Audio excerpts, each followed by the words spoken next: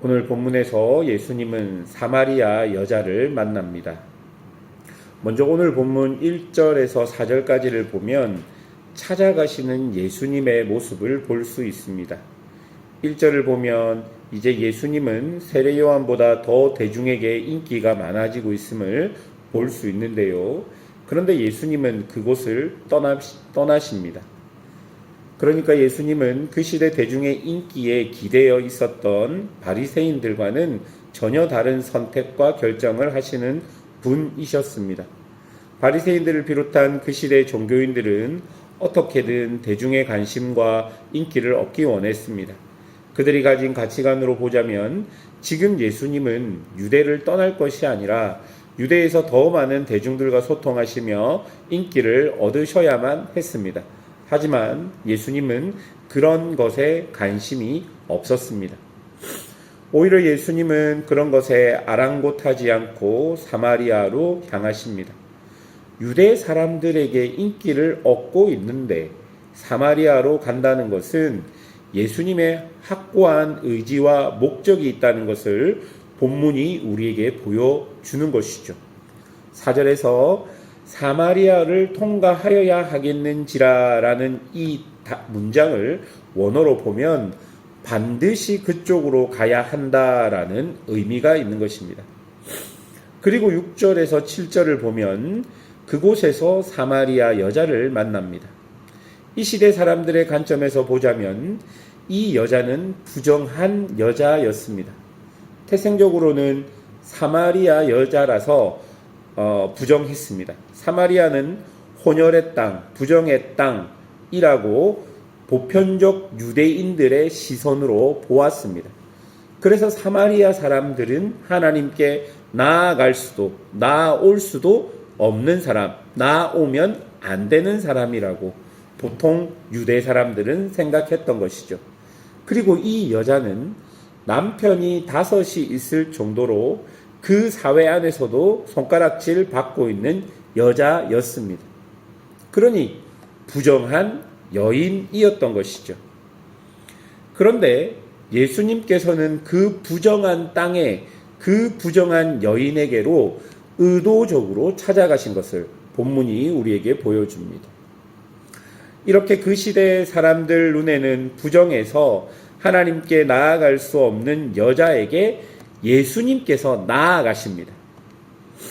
이 부분을 요한복음 3장의 니고데모와 비교해 보자면 니고데모는 바리새인이자 사내들인 공의의 회원이었습니다. 그는 사회 지도층으로 예수님께 궁금한 점을 가지고 직접 나아갈 수 있었던 사람입니다. 그런데 요한복음 4장에 나오는 이 여인은 그 시대 관점으로는 절대 예수님께 나아갈 수 없었던 사람인 것이죠. 그러나 예수님은 그런 사회적 관점과 사회적 정의들을 뛰어넘어 그 여자에게로 찾아가십니다.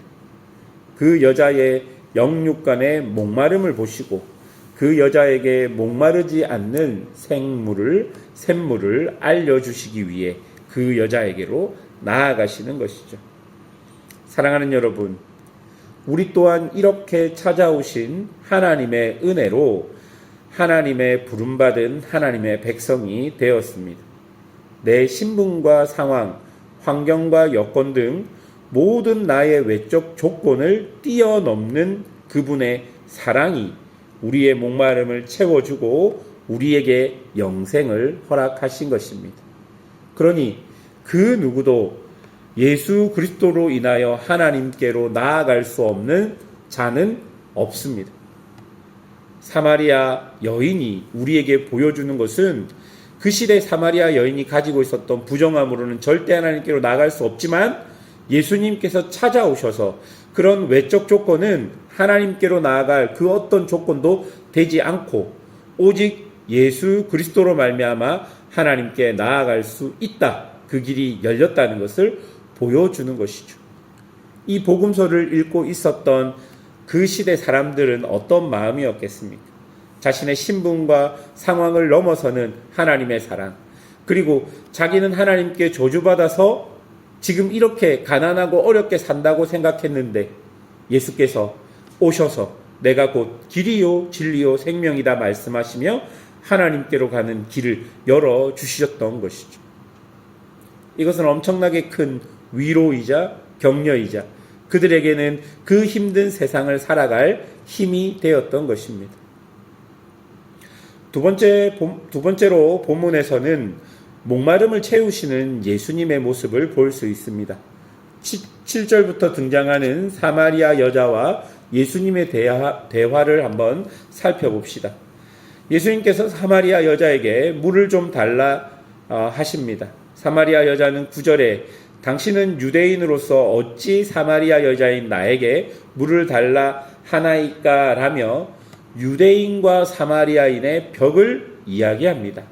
그때 예수님은 10절에서 내가 만일 하나님의 선물과 또 내게 물 좀 달라 하는 이가 누구인 줄 알았더라면 내가 그에게 구하였을 것이요 그가 생수를 내게 주었으리라 라고 말합니다. 지금 당장 물이 필요한 사람은 예수님이 아니라 사마리아 여자 당신이라고 예수님이 말씀해 주는 것이죠. 사마리아 여자는 숨기고 싶은 자신의 목마름을 스스로 알고 있었던 여자입니다. 그러나 그 누구에게도 자신의 목마름을 보여주기 싫었던 것이죠. 그래서 스스로 그 목마름을 채우기 위해 자신이 할 수 있는 각가지의 노력들을 했을 것입니다. 일례로 내일 본문 18절을 보면 그 여자는 5명의 남편, 그러니까 과거에 5번의 결혼을 했었다는 것이고, 그렇지만 지금 또 남편이 아닌 다른 사람과 살고 있다는 것을 보면 그 시대 그 여자는 자신이 할 수 있는 노력들로 자신의 여러 목마름을 채우려고 했던 사람인 것을 볼 수 있는 것이죠. 그 여자는 자신의 목마름을 알았습니다. 그래서 열심히 노력해서 그 목마름을 채우려 안간힘을 썼습니다. 그러나 여러분, 시간이 지나면 지날수록 보여지는 것은 채워지지 않는 목마름이었습니다. 아무리 내가 노력해도 채워지지 않는 그 목마름에 이 여인은 5번의 결혼을 했지만 마지막은 결혼을 하지 않은 채 또 다른 남자와 살고 있었던 것입니다. 사마리아 여인은 이 목마름을 아무도 채워줄 수 없다 생각했을 것입니다. 그래서 11절에 당신은 물 기를 그릇도 없고 이 음물은 깊은데 어디에서 당신은 생수를 얻겠냐고 말하고 있는 것이죠. 또한 12절에서 야곱보다 더 크냐고 묻고 있는 것입니다. 이 말은요, 이 11절과 12절의 말은 어떤 의미입니까? 제가 생각할 때는 이런 의미인 것 같습니다. 예수님, 지금 당신의 말대로 저는 목이 마릅니다. 누군가 나의 이 목마름을 채워줄 수 있었으면 좋겠습니다. 하지만 당신이 과연 나의 목마름을 채워줄 수 있습니까? 그것이 가능합니까? 지금까지 내가 정말 많은 노력, 정말 많은 사람들을 통해 그 목마름을 채우려 했지만 잠시 목마름이 해결될 뿐이지 진정한 목마름은 채워지지 않았습니다. 라고 말하는 것이 11절에 12절에 그 내용인 것이죠. 이런 여인의 말에 예수님께서 13절과 14절을 말씀해 주십니다. 예수께서 대답하여 이르시되 이 물을 마시는 자마다 다시 목마르거니와 내가 주는 물을 마시는 자는 영원히 목마르지 아니하리니 내가 주는 물은 그 속에 영생하도록 솟아나는 샘물이 되리라. 예수님은 목마르지 않는 샘물을 주시는 분이시라고 말씀하십니다. 그리고 그 샘물을 마시는 자는 영원히 목마르지 않을 것입니다. 이것은 예수님을 통해 우리에게 주어진 성령님께서 샘물의 근원이 되어서 우리 안에 계셔서 우리를 영원히 목마르지 않는 자가 되도록 인도할 것이다. 우리를 영생의 삶을 살도록 인도할 것이라는 그 말일 것입니다. 말씀을 맺겠습니다. 사랑하는 여러분, 예수님은 우리에게 찾아오시는 분이십니다. 나에게 예수님이 찾아올 만한 그 어떤 선한 것도 없고 또 내가 예수님께 찾아갈 그 어떤 조건이 없을지라도 예수님은 당신의 주권적 사랑으로 우리를 찾아오시는 분이십니다.